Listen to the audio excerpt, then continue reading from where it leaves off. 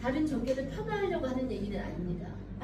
တခြားသောဘာသာတရားတွေကလည်းငြိမ်းချမ်းခြင်းမရှိဘူးလို့ပြောတာလို့မဟုတ်ဘူးပေါ့နော် 그러나 그들의 정체성을 아는 것은 중요합니다. ဒါပေမဲ့သူတို့ရဲ့တကယ်ပုံစံအစစ်ကိုသိဖို့တော့လိုအပ်တယ် 저는 각 세계 종교들마다 연구하며 찾아다니면서 공부한 적이 있습니다. ဆရာမဒီဘာသာတရားတွေနဲ့ပတ်သက်ပြီးတော့အဲဒီကိုယ်ွယ်တဲ့ဘာသာတရားအလိုက်ကိုဆရာမလေ့လာပြီးခဲ့တဲ့အဲဒီဘာသာတရားတွေအကြောင်းအများကြီးရှိတယ်ပေါ့နော် 그들은 도대체 뭘 믿는 걸까? သူတို့ကတကယ်ပဲဘာကိုယုံကြည်တာလဲ 불교는 뭘 믿을까? ဘုရားဘာသာကဘာကိုယုံကြည်တာလဲ 천주교는 뭘 믿을까? ဒါဆိုရင်တခြားသောဟိန္ဒူဘာသာတို့ဘာလို့ဘာကိုယုံကြည်တာလဲ 이슬람 ဗါလဲအစ္စလာမ်ဘာသာမွတ်စလင်ဘာသာဘာကိုယုံကြည်တာလဲပေါ့ 그래서 그들을 찾아다니다 성경에서 답을 찾았습니다. အဲကြောင့်မလို့အဲ့ဒီဘာသာတရားတွေကသူတို့ဘာတွေကိုယုံကြည်တာလဲဆိုတဲ့အရာတွေကို 그것도 제가 가장 정말 좋아하는 잘찾은 계시록에서 답을 찾았습니다. ဒါပေမဲ့လည်းအဲ့ဒီအရာတွေကိုနှိုင်းယှဉ်ပြီးတော့ဆရာမကတမန်ကျမ်းစာအပြင်နောက်တစ်ခေါက်ပြန်ရှာကြည့်လိုက်တဲ့အခါမှာဗျာဒိတ်ကျမ်းနဲ့ဆက်ဆက်ပြီးတော့ရှာတွေ့တဲ့အရာတွေရှိခဲ့ပါတယ် 계시록 12장 9절 열어보시겠습니다. အဲ့တော့ဗျာဒိတ်ကျမ်းရဲ့အခန်းကြီး7 12장 9절. အခန်းကြီး7ရဲ့အခန်းငယ်9ကိုကြည့်ကြည့်ရအောင်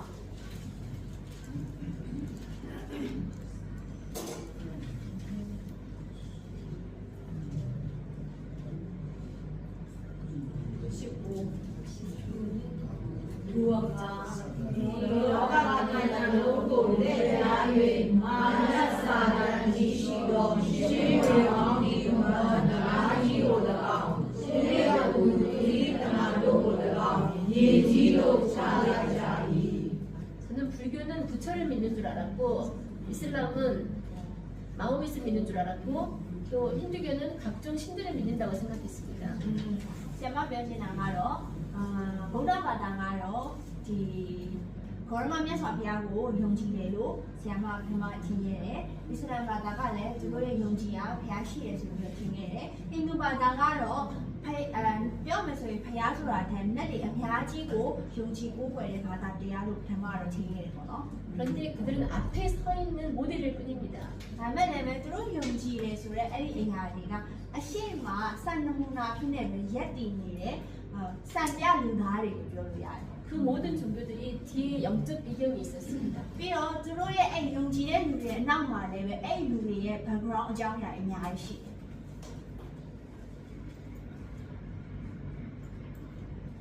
방금 읽었던 말씀에 큰 용이 쫓겨나서 보니 옛뱀이라고 했습니다. အဲ့တော့ခုနကဒီကျမ်းပိုက်ထဲမှာဖတ်ခဲ့ရတယ်ဆိုတဲ့အခါမှာရှေးဟောင်းမွေကြီးဆိုပြီးတော့ဖော်ပြထားတယ်အဲ့ဒါကိုအဲ့တော့ရှေးဟောင်းမွေနဂါးကြီးဆိုတဲ့အဓိပ္ပာယ်ပုံစံမျိုးနဲ့ဒီလိုကောက်လို့ရပါတယ် 계속 용에 대한 이야기를 합니다. ပြီးတော့ဒါလေးကျမ်းမှာဆိုလို့ရှိရင်တောက်လျှောက်ဒီနဂါးဆိုတဲ့အရာကိုဦးတည်ပြီးတော့ဖော်ပြထားတဲ့အကြောင်းအရာအများကြီးတွေ့ရတယ် 계시록에 나오는 용은 7머리 10뿔의 용입니다. ပြီးတော့ဒီနဂါးဆိုတဲ့အရာကလည်းသူ့ရဲ့မှာခေါင်း9လုံးလောက်ရှိတယ်ဆိုပြီးတော့ဖော်ပြပြီးတော့ဂျိုလည်း10ချောင်းပါတယ်လို့ပြောထားပါတယ် 그런데 그 용을 잡아보니 그의 정체가 옛뱀이라고 했습니다. ဒါပေမဲ့လည်းအဲ့ဒီနဂါးကိုဖမ်းမိလိုက်တဲ့အချိန်မှာပဲအဲ့နဂါးကို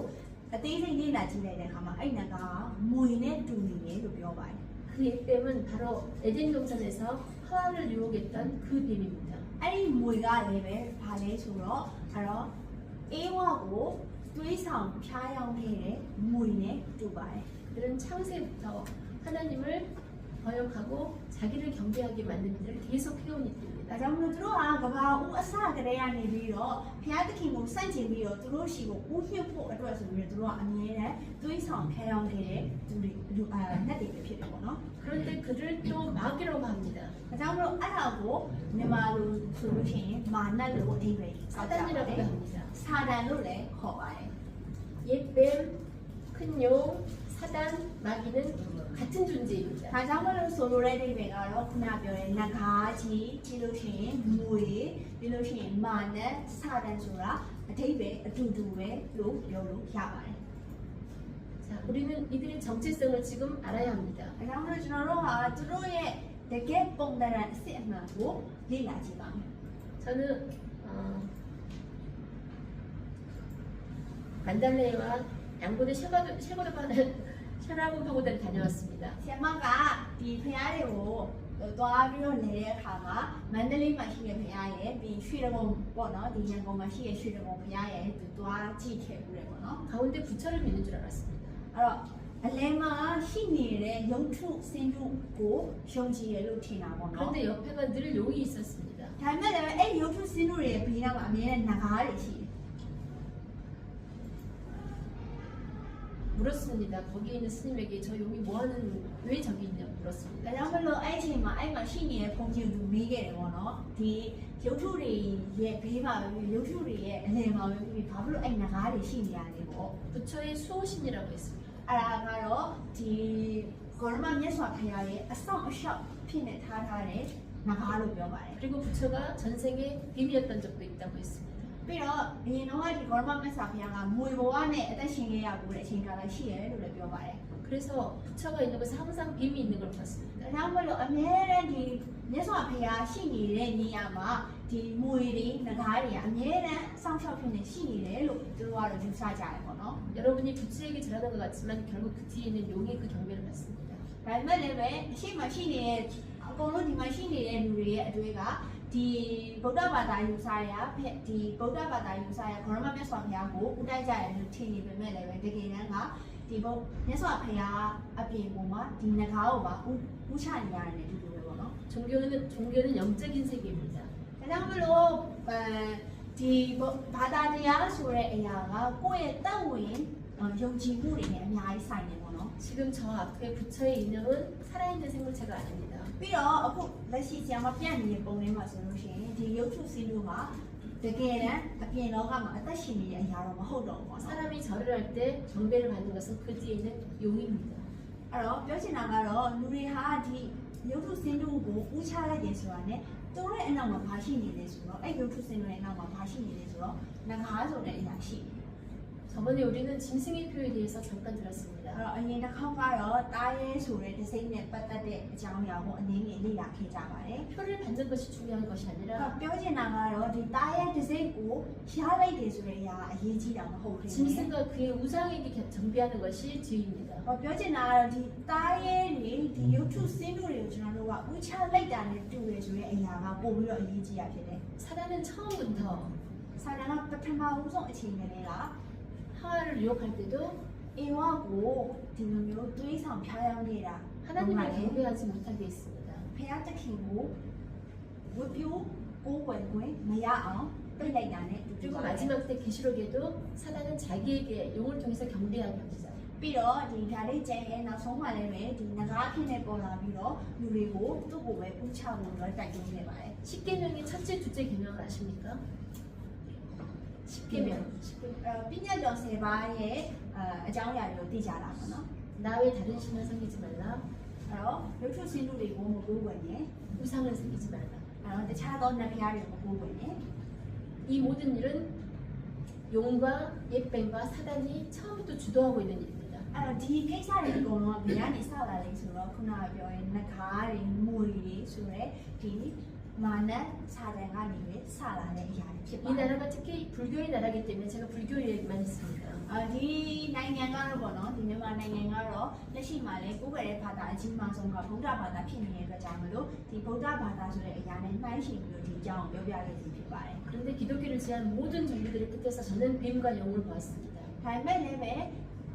ယုံကြည်သူခရစ်ယာန်ဘာသာကနဲ့လွဲပြီးတော့တခြားသောဘာသာတရားတွေမှာလည်းအားလုံးမှာဒီလိုမျိုးမွေငကားတွေနဲ့ဆက်ဆက်ပြီးတော့ပါနေရဆိုတဲ့အကြောင်းအရာတွေရှိပါလိမ့်မယ် 사단은 각종 종교의 이름으로 탈을 쓰고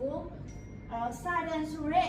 စာတန်မာနဟာဆိုလို့ရှိရင်တခြားသောဘာသာတရားတွေအရာလည်းလူတွေကိုပျက်စီးဆုံးရှုံးခြင်းကိုရှိစေပြီးတော့ 우리의 경배를 받으려고 합니다. ကျွန်တော်တို့ကသူ့ကိုဦးတိုက်ဖို့အတွက်ခဲတိုက်တွန်းဖို့သူလုပ်နေရဖြစ်ပါတယ် 저 그리스도도 3년 만이 지나면 အဲ့တော့ anti christ ဆိုပြီးတော့ပေါ်လာတဲ့အရာကလည်းပဲဒီ3နှစ်ဆိုတဲ့ကာလကျော်လာပြီဆိုရင် 예루살렘에 들어가서 자기가 하나님이라고 합니다. ယေရှုရှက်လင်မြို့ထဲကိုဝင်ပြီးတော့သူကိုယ်တိုင်ကဘုရားသခင်ဖြစ်တယ်ဆိုတဲ့အရာကိုပြောပြပါလိမ့်မယ် 마지막에 누구에게 경배하는 것이 가장 중요한가가 여러분의 숙제입니다. ဒါကြောင့်မလို့နောက်ဆုံးမှာကိုဟာဘသူရှိမှာ ဥချပြီးတော့ပြတ်ဖို့ကိုးကွယ်ရမယ်ဆိုတဲ့အရာကိုရွေးချယ်တဲ့ပုံကပိုအရေးကြီးပါတယ် 부처가 중요한 게 아니라 그 뒤에 숨어있는 용이 중요합니다. အဲ့တော့ပြောချင်တာကတော့ဗုဒ္ဓဘာသာအမှာဆိုလို့ရှိရင်เนาะဒီယုတ်ဖြစ်စီလို့ဖြစ်တဲ့ဘုရားကအရေးကြီးအောင်မဟုတ်ပဲတဲ့သူရဲ့အနောက်မှာရှိနေတဲ့မွေနဂါးကအရေးကြီးနေတဲ့အရာဖြစ်ပါတယ် 그래서 다른 종교랑 연합하면 죽습니다. ဒါကြောင့်မလို့ကျွန်တော်တို့ဟာတခြားသောကိုယ်ွယ်တဲ့ဘာသာတရားတွေနဲ့ရောရှက်သွားမယ်ဆိုလို့ရှိရင်ကျွန်တော်တို့ဟာတည်ခြင်းကိုတည်ချပါကြုံတွေ့ရမှာဖြစ်ပါတယ် 다른 종교의 신앙은 바로 용이기 때문입니다. တခြားသောယုံကြည်ရဲ့ဘာသာတရားတွေရဲ့အနောက်မှာဒီနဂါးမွေဆိုတဲ့အရာကရှိနေတဲ့အတွက်ကြောင့်လို့ 우리의 신랑은 예수님입니다. ကျွန်တော်တို့ရဲ့ယုံကြည်ခြင်းအသက်တာရှိရမှာသခင်ယေရှုတပါးနေတာဖြစ်ပါတယ် 그런데 다른 종교와 연합하면 그 신랑이 연합하는 겁니다. ဒါကြောင့်မလို့ကျွန်တော်တို့ဟာတခြားသောယုံကြည်တဲ့ကိုယ်ွယ်တဲ့ဘာသာတရားတွေရှိကိုဥတည်သွားမယ်ဆိုလို့ရှိရင်အဲ့ဒီ